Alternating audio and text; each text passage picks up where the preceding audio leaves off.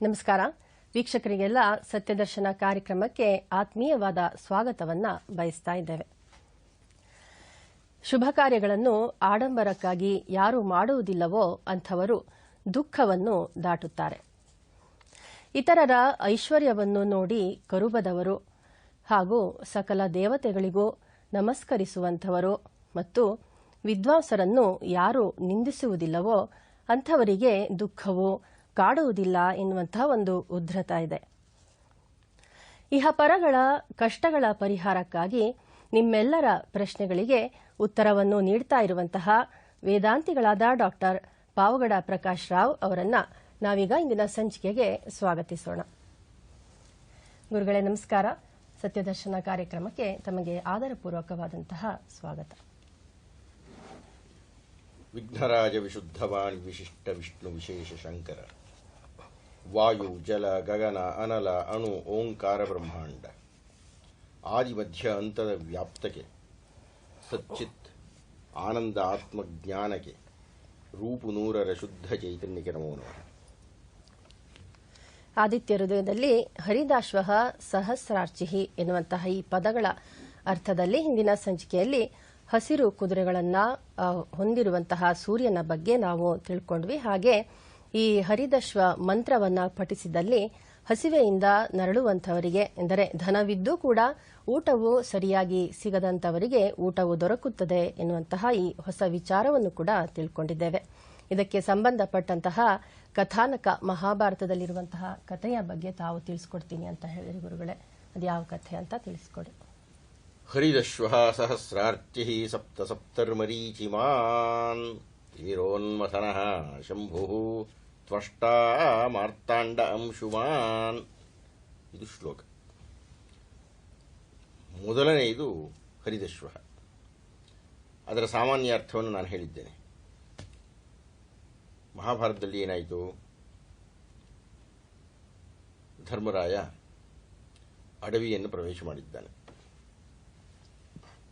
ಅಂದರೆ ಸೋತಿದ್ದಾನೆ. 12 ವರ್ಷಗಳ ವನವಾಸಕ್ಕಾಗಿ ಬಂದಿದ್ದಾನೆ. ಅವನ ಜೊತೆಗೆ ಒಂದಷ್ಟು ಜನ ಬ್ರಾಹ್ಮಣರು ಬಂದ್ಬಿಟ್ರು.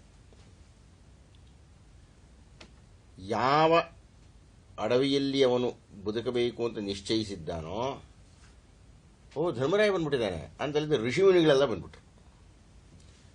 ಹೀಗಾಗಿ ಧರ್ಮರಾಯನ ಸುತ್ತಲೂ ಸಾಕಷ್ಟು ಸದಸ್ಯರು ಉಳಿದಿದ್ದಾರೆ. ಮುನಿಗಳು, ಪ್ರಜೆಗಳು, ವಿಶೇಷವಾಗಿ ಬ್ರಾಹ್ಮಣರು ಎಲ್ಲ ಬಂದಿದ್ದಾರೆ. ಈಗ ಮಧ್ಯಾಹ್ನ 12 ಗಂಟೆ ಆಗೋ ಹೊತ್ತಿಗೇನೆ ಅವನ ಕಷ್ಟಕ್ಕೆ ಬಂತು. ಏನು? ಇಷ್ಟು ದಿವಸಗಳು ತಾನು ಇಂದ್ರಪ್ರಸ್ಥದಲ್ಲಿ ಇದ್ದಾಗ ಪ್ರತಿನಿತ್ಯ ಎಲ್ಲರಿಗೂ ಅತಿಥಿ ಸತ್ಕಾರವನ್ನು ಮಾಡಿ ಆಮೇಲೆ ಅವನು ಊಟ ಮಾಡ್ತಾ ಇದ್ದ. ಈಗ ಅವನಿಗೇ ಇಲ್ಲ, ಅಷ್ಟೊಂದು ಜನ ಇದ್ದಾರೆ. ಏನು ಮಾಡೋದು? ಭೀಮ ಅರ್ಜುನ ಹೋಗಿ ಒಂದಷ್ಟು ಬೇಟೆ ಆಡ್ಕೊಂಡು ಬಂದು ಎಲ್ಲ ಮಾಡಬಹುದು. ಆದರೆ ಅವರು ಬೇಟೆ ಆಡಿ ಅದನ್ನು ತಂದು, ಅಥವಾ ಹಣ್ಣು ಕಾಯಿಗಳನ್ನ ಅದನ್ನು ತಂದು ಅದನ್ನು ಪಕ್ವ ಮಾಡಿ ಅದನ್ನು ಇವರಿಗೆಲ್ಲ ಕೊಟ್ಟು ಎಷ್ಟು ದಿವಸ ಅಂತ ಕೊಡೋದಕ್ಕಾಗುತ್ತೆ ಅಂತ ದೊಡ್ಡ ಯೋಚನೆ ಮಾಡೋಕ್ಕೆ ಶುರು ಮಾಡಿದ ಆತ. ಆವಾಗ ಆತನಿಗೆ ಉಪದೇಶ ಆಯಿತು. ನೋಡಯ್ಯ, ಕಂಠಮತ್ರದ ನೀರಿನಲ್ಲಿ ನಿಂತು ನೀನು ಸೂರ್ಯನನ್ನು ಆರಾಧನೆ ಮಾಡು. ಯಾಕೆ ಅಂದರೆ ಅವನು ಹರಿದಶ್ವ, ಅವನಿಗೆ ಆಹಾರವನ್ನು ಕೊಡತಕ್ಕಂಥ ಶಕ್ತಿ ಇದೆ.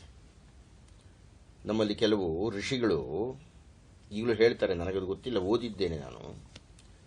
ಈ ಹಿಮವತ್ ಪರ್ವತಗಳಲ್ಲಿ ಇರ್ತಾರಲ್ಲ, ಆ ಋಷಿಗಳನ್ನು ಕೆಲವರು ಅಧ್ಯಯನ ಮಾಡಿದ್ದಾರೆ. ಅವರು ಸೂರ್ಯೋಪಾಸಕರು ಅಂತ. ಅದನ್ನು ಸೂರ್ಯ ವಿಜ್ಞಾನ ಅನ್ನೋ ಅರ್ಥದಲ್ಲಿಯೂ ಕೆಲವರು ಬರೆದಿದ್ದಾರೆ. ಏನು ಅಂದರೆ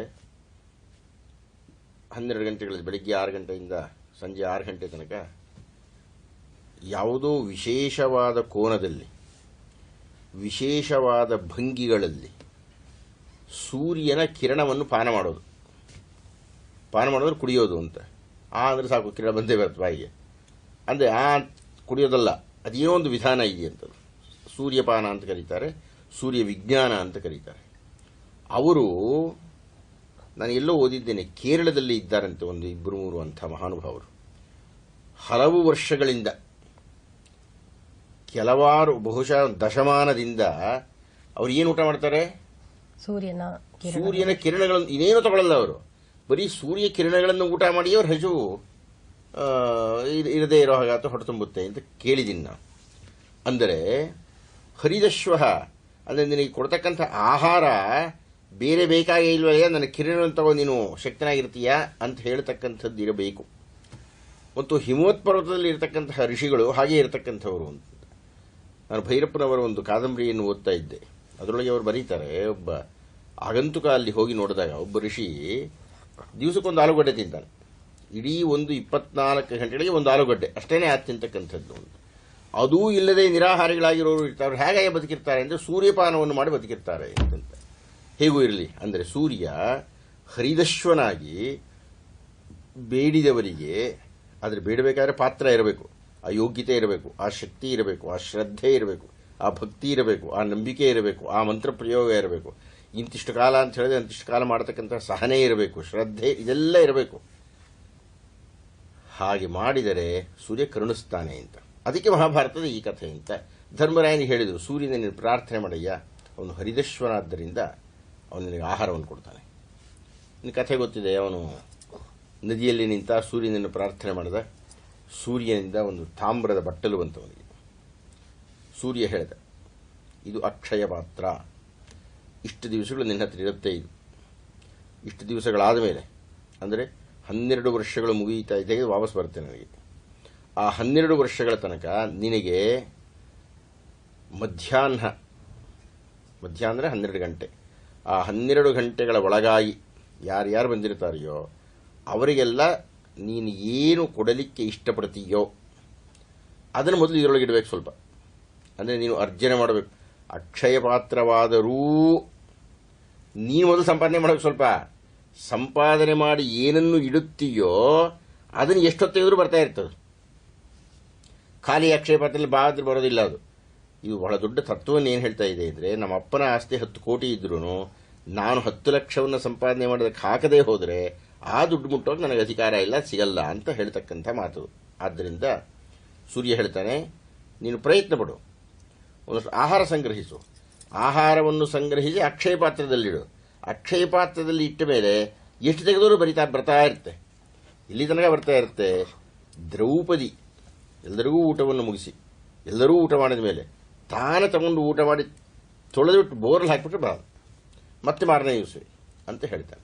ಅಂತೂ ಅಕ್ಷಯ ಪಾತ್ರವನ್ನು ಸೂರ್ಯ ಧರ್ಮರಾಯನಿಗೆ ಕೊಟ್ಟು ಅವರ 12 ವರ್ಷಗಳ ವನವಾಸದ ಸಂಪೂರ್ಣ ಕ್ಷುದ್ ಬಾಧೆಯನ್ನು ನಿವಾರಣೆ ಮಾಡ್ತಾನೆ ಅನ್ನುವುದರ ಮೂಲಕ ಹರಿದಶ್ವ ಅಂದರೆ ಅನ್ನವನ್ನು ನಮಗೆ ಕೊಡುವಾತ ಅನ್ನತಕ್ಕಂಥದ್ದನ್ನು ಮಹಾಭಾರತದಲ್ಲಿ ಉಲ್ಲೇಖವಾಗಿರೋದನ್ನು ಹೇಳಿ ಆಯಿತು.